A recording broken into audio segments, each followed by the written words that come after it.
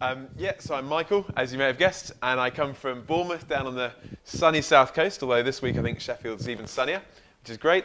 And I get to do things like this. I travel around Britain and Europe to different universities at the invitations of groups like this Christian Union to speak on some of the kind of topics we're looking at this week, to engage in some of the big questions about Christianity and about life, and see what the Christian faith, and in particular the person of Jesus Christ, has to say about it. Cool. Great. Fantastic, yeah. Good, well, welcome, particularly if this is your first time. Hope you're enjoying the chip butters. I didn't see any gravy, though. So we're obviously not far north enough, are we? If we go a bit further north, we'll have chips and gravy tomorrow. But it is good to be here, and we'll love to have your questions. And so do text in as we go through. The number's going to be on the corner of the screen throughout. And we'll have time for questions, and we will be finished by 10 to 1 if you've got to rush off to anything afterwards. And just to say that hopefully by mid-afternoon, the talks so far from this week will be uploaded. If you go to the Chef CU YouTube channel, there'll be talks from this week going up each day. So if you've missed anything, and the questions that you have are questions we've already dealt with, then please do have a look at that. That'll be the way to do that most helpfully. And all week we're asking this question, what kind of God? You can't have failed probably to see that by now on the front of the purple hoodies that are doing the rounds. What kind of God are we talking about when we talk about God? And it's an interesting question because this week we won't really want to tell people the kind of God that we want to show you is the God that is represented in the person of Jesus Christ. We looked at that on Monday. The best way to get to know what God is like is to look at the historical person of Jesus. That's the Christian claim, that God has stepped into human history in the person of Christ. But actually, that's not the image that many of us will have when we're thinking through God, because the image that we have is often far more influenced by the Christians we meet rather than Jesus Christ himself. And it's the influence and impression of Christians that can influence our idea of what God is like. And in fact, what Jesus Christ is like. Funny illustration of this was a few years ago, or about a year ago now, there was a restoration done in a church in northeastern Spain. Some of you may have heard of this. It was on the BBC. And this picture of Ecce Homo, the picture of Christ, had obviously worn down over the years. It was painted onto a wet substance, a wet surface, so it hadn't lasted very well. It had been touched up by an 82-year-old Spanish pensioner in a restoration work. Unfortunately, she wasn't very good at painting. And so it became nicknamed the Monkey Jesus. She's completely trashed this picture. But apparently it's been quite good for the church because it's now become something of a tourist attraction. Even Ryanair are flying planes out to the region now so people can go and visit this picture. But this image of Christ has been distorted and changed. And that's actually what can often happen with our image of God. That the impression that we have given by Christians through the centuries, or maybe Christians today, is one that distorts our image of God. So it becomes quite different from what was originally meant. Sorry? You ruined it? Yeah, absolutely. So Christians and churches don't always provide a great advert for Christianity. Now, sometimes that's on the kind of level of mildly amusing. Christians can sometimes be kind of the laughing stock for being a little bit geeky, wearing socks with their sandals, rainbow guitar straps, and singing "Come By Our." And churches can sometimes be kind of written off as rather amusing and kind of Simpsons-style church, which are there for a bit of a joke.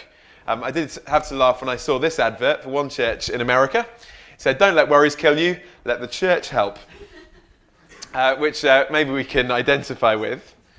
But actually, more seriously, sometimes it's not a laughing issue, is it?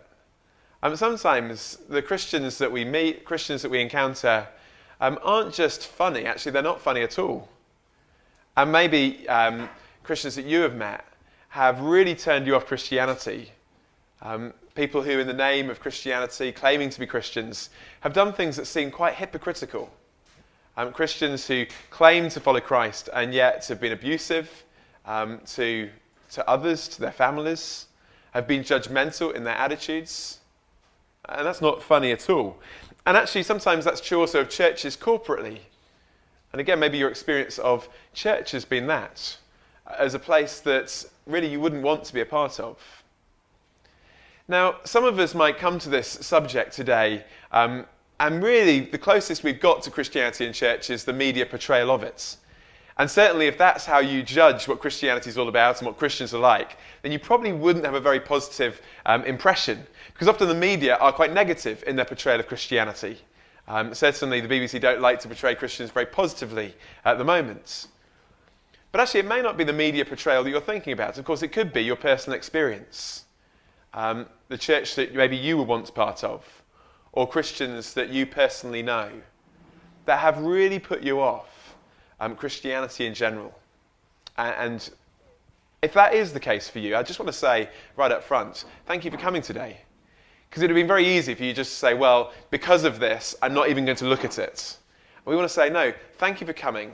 Thank you for giving it at least a second shot and thinking about this again. Now, how are we going to deal with this? Now, there's one way that you might imagine I would deal with it by saying, well, look, Christians and churches are messed up, but Jesus isn't. So look at Jesus and forget Christians, forget the church. That would be one way I could do it. But actually, I would suggest, I'm not sure that's very helpful, or whether that's a legitimate way to get around the issue. Because actually, in the Bible says that the church, this group of Christians, are meant to be connected in some way to the person of Christ that they claim to follow. That God and Christians are in some ways connected. And one of the metaphors the New Testament uses in the Bible is the metaphor of a head and a body. It says that Christ is the head of the church, and the church is like the body. And so if we're going to say, forget about Christians and the church and just look at Jesus, it's a little bit like saying to your girlfriend, I like your face, but I hate your body. Here's a free membership to the gym. It's kind of like what we'd be saying. They kind of go together, don't they? You've got to have the body and the head. Jesus and the church, they go together. We can't separate the two. Or to use another analogy, the Bible uses a different metaphor of talking about the church. It talks about how the church is meant to be like a family of which God is the father. And again, if you look at a family and see the problems in the church, again, that can reflect negatively, can't it, upon God the Father. A few years ago, I remember meeting this family. I was chatting to them and never met them before. And one of their children, about the age of 9 or 10, was really badly behaved. He was very insolent, answered his parents back, totally disobeyed them. Just in this few minutes that I got to meet them. And I didn't say it, because obviously you don't say it, but you can't help thinking, what does the behaviour of that child say about the parents? And in the same way, we might say the same about the church. If the church is meant to be God's family, if Christians are meant to be God's children, what does that say about God? Is he an irresponsible parent? So we can't just say, forget Christians and look at Jesus. We've actually got to address this subject. And one of the big accusations, I guess, that we make is this, that Christians and churches are bunches of hypocrites. That's what I hear so regularly. Why are Christians so hypocritical? That charge is an interesting one. I don't know whether you know where the word hypocrisy or the word hypocrite comes from in the first place. The word actually comes from the idea of wearing a mask. A hypocrite literally is someone who wears a mask. And in the first century, actors would put on a mask to play the part of someone else. They would pretend to be someone that they're not. And that's where we get the idea of hypocrisy from. People who are pretending to be someone that they're not. Now, that's often levelled at Christians, isn't it?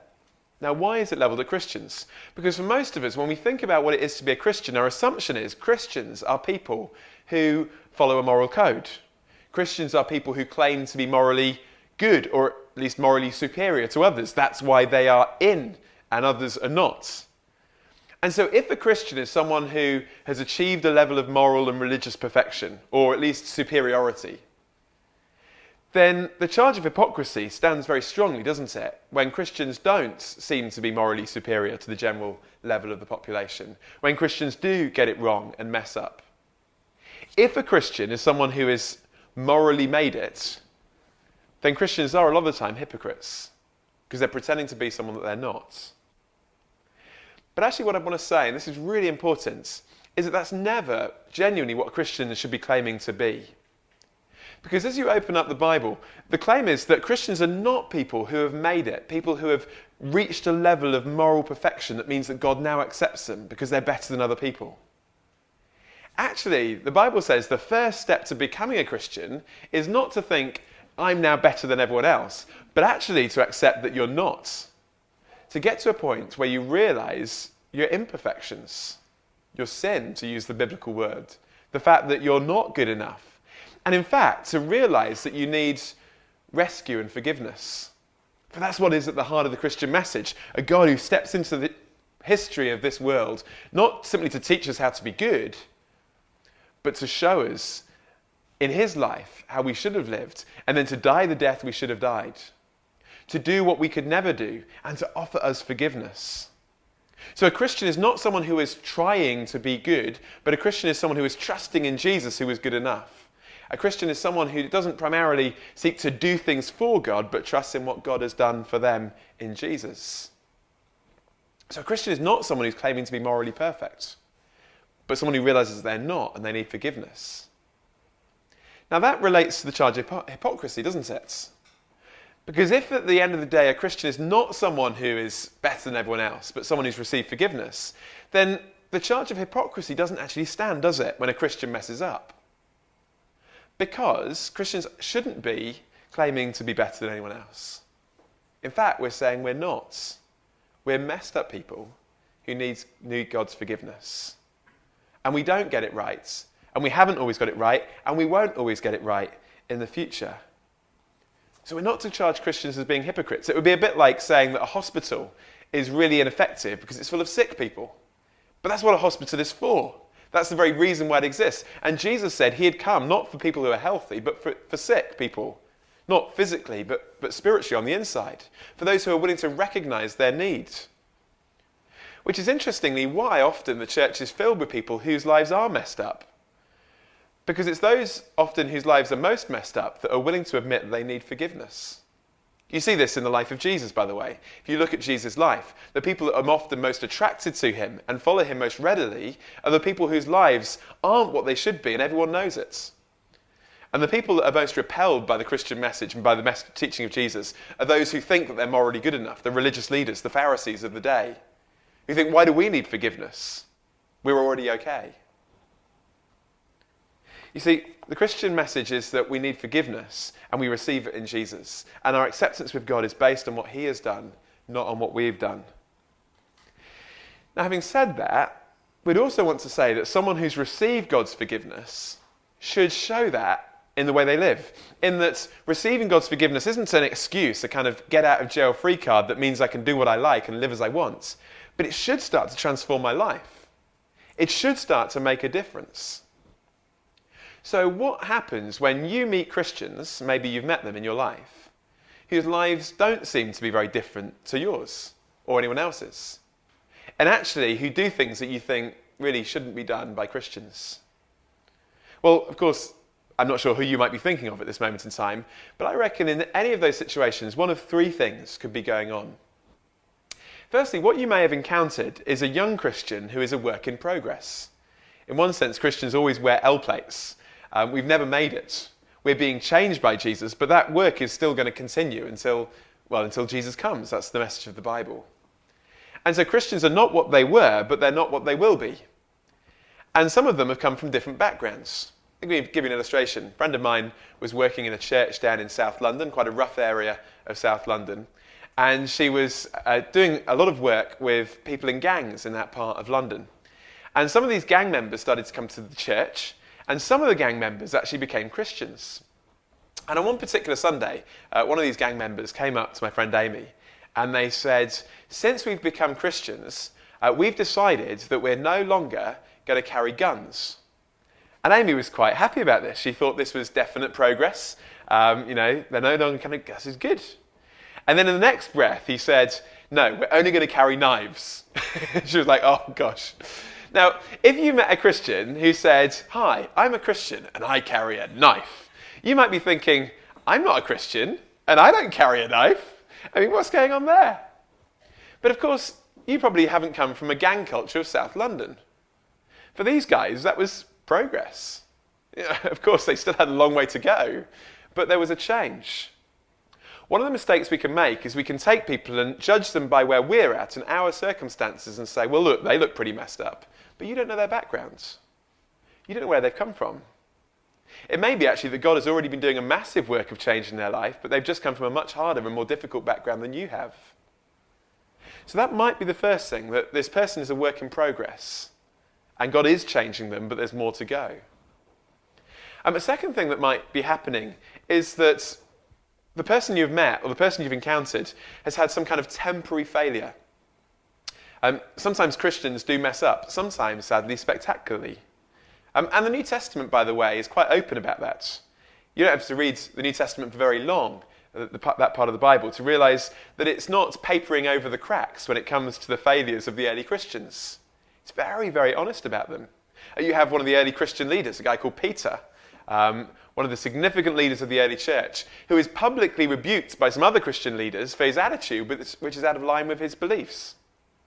He has to be challenged, and when he is challenged, he repents, he turns back, and he changes as a result.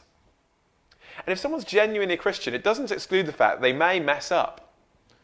But hopefully, if they genuinely know Christ, when they're challenged about it, there should be a willingness to accept where they're wrong, and also a desire to change, and to seek to bring their life into line with what they claim to believe. So that might be a second thing, a temporary failure. Or there may be a third thing that's going on in this situation, and it may be that actually what is happening is that person may be claiming to be a Christian, but may never have actually known the reality of Christ in their lives. They've never really understood what it is to follow Jesus Christ. And that can be true of individuals. Sadly, sometimes it can be true corporately of whole churches. They've really lost sight of the very heart of the Christian message. And Jesus himself says, just because someone claims to follow him doesn't mean that genuinely in their hearts that they are. And listen to what he says here at the end of the famous Sermon on the Mount in Matthew's Gospel. Jesus says, "Not everyone who says to me, 'Lord, Lord,' will enter the kingdom of heaven, but only the one who does the will of my Father who is in heaven."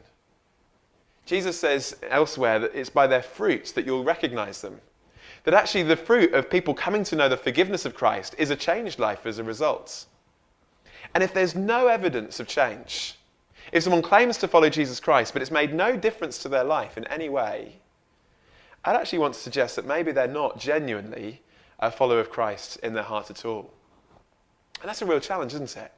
And maybe a challenge to some of us as well. Because it's not about our upbringing, our background, or even our church attendance, but it's about a personal connection with Christ that comes and starts with our acceptance of our need for his forgiveness.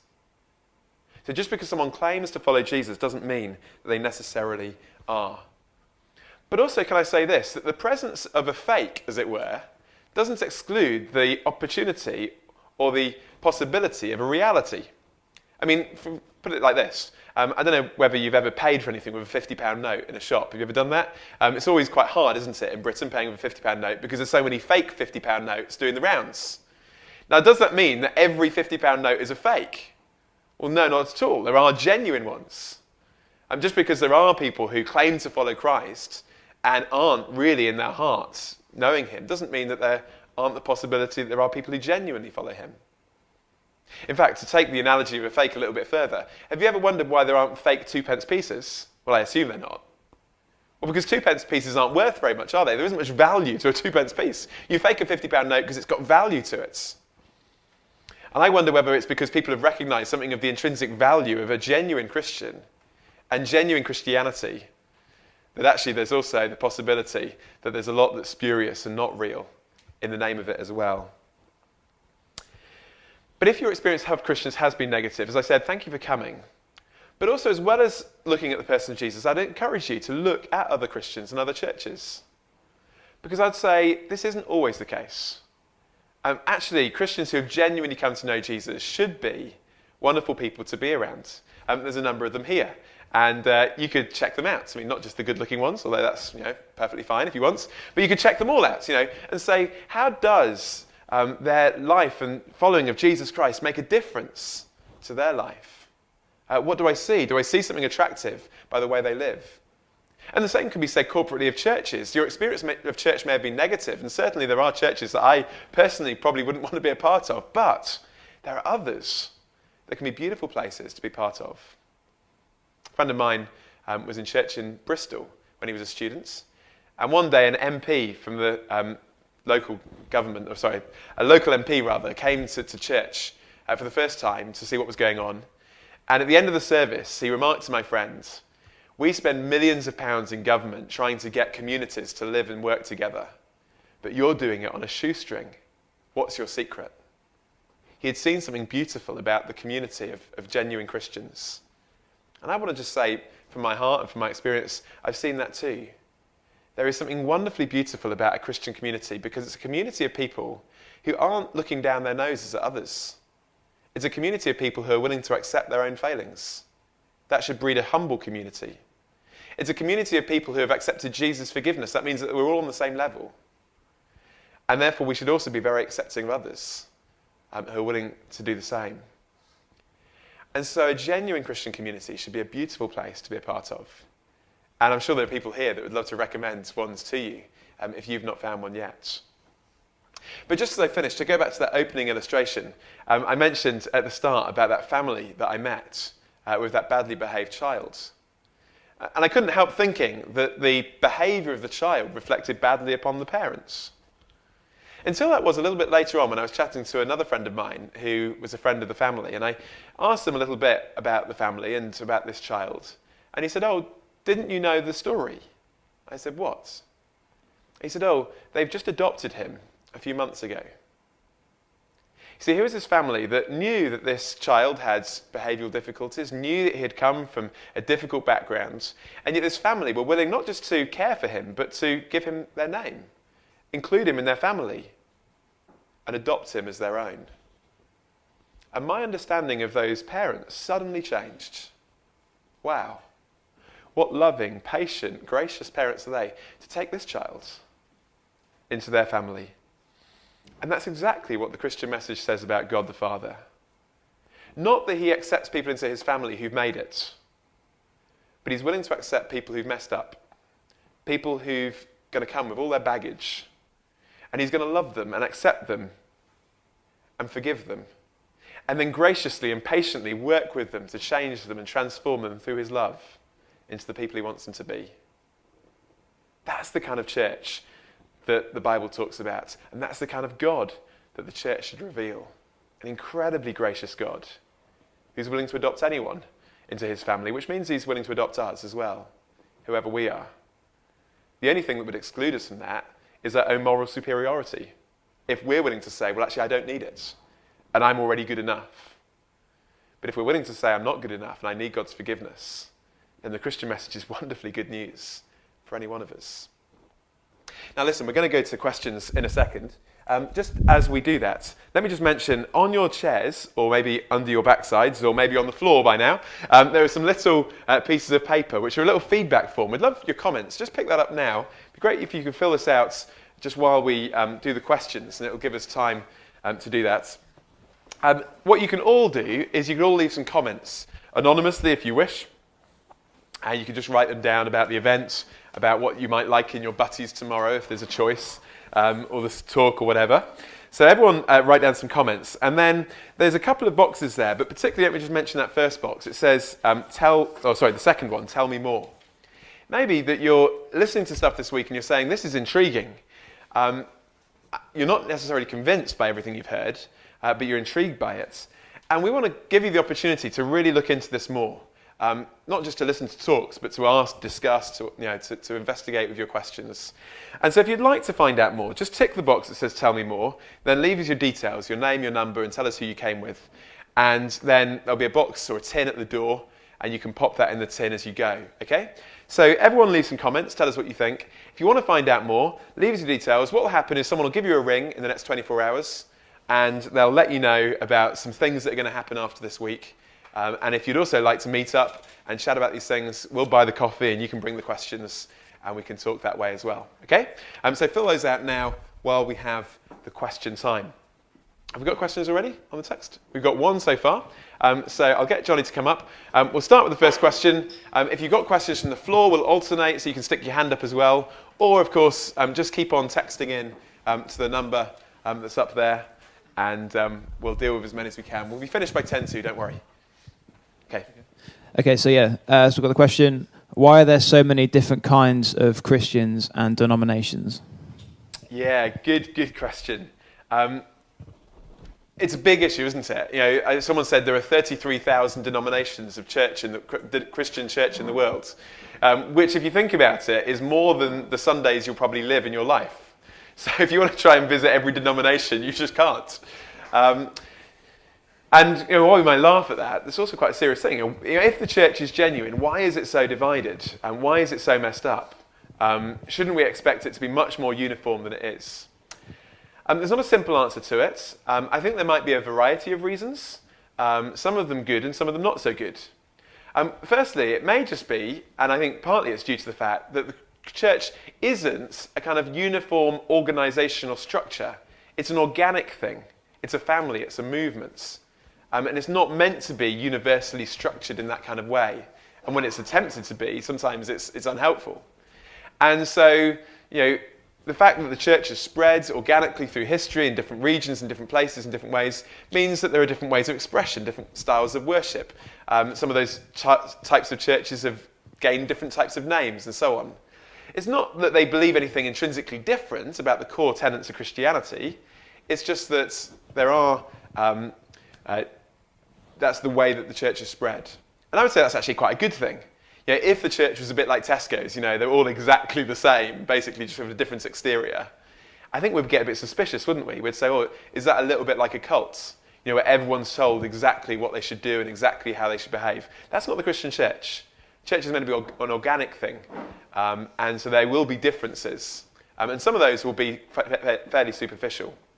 The second reason why there might be different churches is more fundamental, and that is the tragedy through history is that so often what happens to the church is that it can move away from the Bible and the teaching about Jesus, and it can really base its foundation on traditions that people have invented over the years.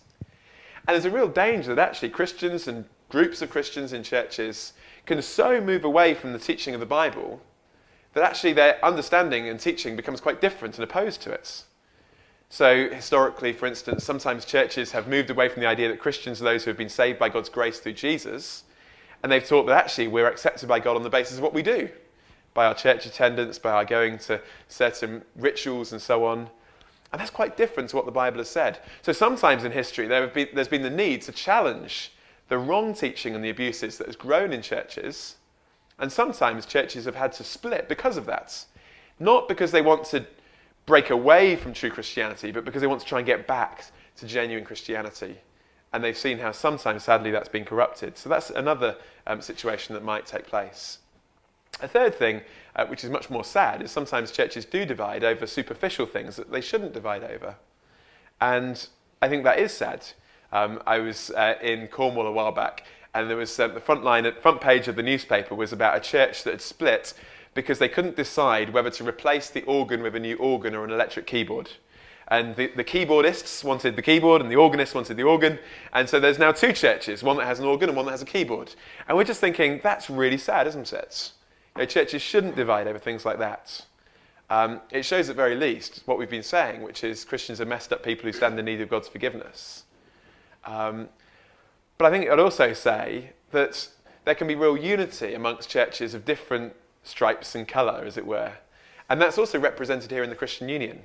So the Christian Union don't all come from one church in Sheffield. They come from different churches, they have different styles of worship, but they're united together on the core teaching of who Jesus is, why he came, and what it means to follow him. And you can see that unity expressed around the world. It's my privilege to travel a lot around Europe. And I meet Christians from totally different denominations to my own. But we've got a real unity. We're part of the same ultimate family. The church is just the local expression of that. But we're part of that global family that knows Jesus Christ. And so sometimes those divisions are necessary. Sometimes they're just a natural part of how it's grown. Sometimes they're a sad consequence of the failures of Christians. But don't let that stop you from thinking, well, there's 33,000 different types of Christianity. No, there is a genuine heart that there is real agreement about in the person of Christ that you can investigate. Okay? It's a great question. Thank you for that one. Any questions from the floor before we go for another one from the text? Yes, go for it. Yeah, so taking it further, we could go to a mosque or a synagogue and find a kind community of people. Why is Christianity different to that? That's a good question, isn't it? Because are we just saying, become a Christian because the Christians are nicest?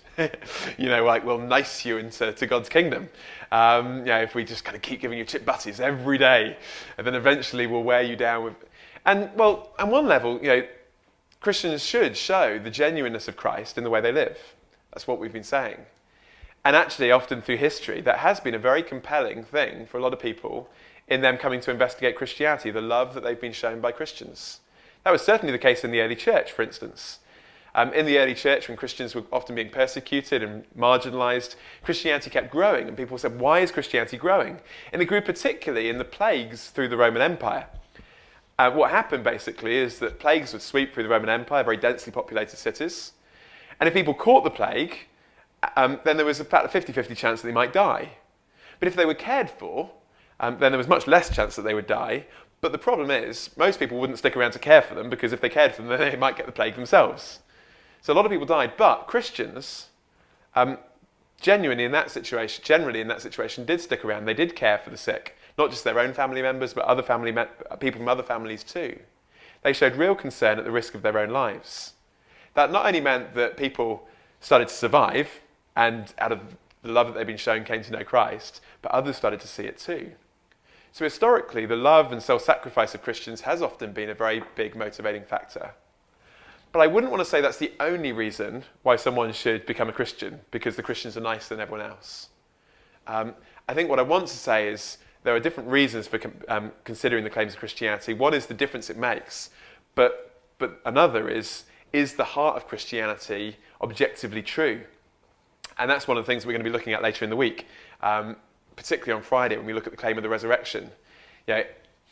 If God did step into human history in the person of Jesus Christ and he rose from the dead, that is something uniquely different that isn't claimed about any other religious belief or claim in the world. So there is something uniquely different objectively in that way. And another way you could look at it is, how does the Christian message make sense of life? How does the Christian worldview understand things like we're looking at this week in the evenings? Suffering last night, love tonight, happiness tomorrow. Does it make sense? Does it cohere with reality? So I would say the reasons for considering Christianity could be many-fold. One of them may be the behaviour of Christians, but that wouldn't be the only one. I want to say the objective truth claims of Christianity and also the Christian worldview and its coherence to life as well. Sorry, that's quite a long answer to your question. Is that okay? Yeah, great. We'll get to another text one, shall we? Yep. Okay, we've got, do you feel like you can still do the things you talked about, such as accepting others and admitting your own flaws, without accepting God or Jesus as the reason for doing so? Do you think I can accept my own flaws without admitting my need for Jesus? In one sense, yes. We don't have to be a Christian to accept our moral imperfections. In fact, I was having this conversation with someone last night. We were chatting philosophically about this. And maybe there's many of us in our more honest moments are willing to admit our own failings. I guess one of the things that makes it hard, though, to admit our own failings, and it is hard, isn't it? It's really hard to admit where we go wrong. I was reading a book by a psychologist over Christmas called Daniel Kahneman, and there's a fascinating little study that was done about human nature, and the conclusion that he says is changing one's mind about human nature for the worse is difficult. Changing one's mind about one's own nature is almost impossible. Admitting our own failings is very, very difficult. And it's difficult because if I admit my failings, what happens? Am I excluded by others? And also, am I excluded ultimately by God? If my understanding is that God accepts me because I'm good enough, then I won't want to be honest about my failings because, well, what hope is there? But if the heart of the Christian message is a message of acceptance and love, that God accepts us, not on the basis of what we've done, but what Christ has done, and offers us free forgiveness if we're willing to accept our need for it, it also makes it much easier for us to admit that we need it, admit that we failed. Because we're able to at the same time admit our failings, but also know that we're loved and accepted by God, and also by the community of other Christians too. So I would say it's the Christian message shown in Jesus that enables us maybe to do that more so than we would do it otherwise. And also saves us from just becoming utterly depressed. Because the Christian message isn't, ooh, woe is me, I'm condemned. Jesus didn't say I've come to condemn the world. Our own conscience can do that. He said I've come to save the world, to rescue it, and to offer a solution to the problem of the human heart. Okay, great question. Time for one more question from the floor, if there's another question from the floor. Anyone else got one? Okay, if not a question from the floor, then we'll pause there. And maybe you'd prefer to chat about these things one-to-one. So we're going to break in a minute for 20 minutes before the second lunch bar starts. So do stick around and chat. We're not going to kick you out, and do stay for that one as well if you'd like. Johnny will tell you more in a second about what's going to be happening. But I'll hand back to Johnny now. He's just got a couple of notices. Thanks.